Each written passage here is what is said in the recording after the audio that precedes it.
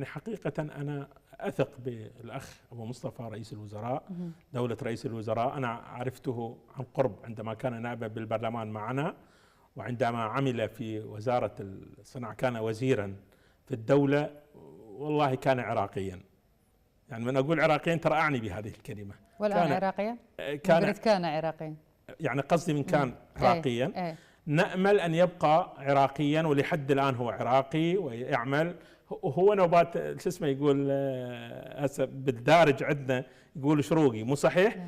نعتز به انه هو من شرق العراق، من منطقة العمارة، من جنوب العراق، ونعتز بنسبه، وهذا عراقي. وهو بالمناسبة الأفضل أبوهن كلهن هو من أهل الداخل.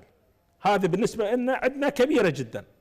هو لم يكن من الذين جاءوا من خلف الحدود. قيمتم السوداني على مستوى الخدمات وعاتبتوه.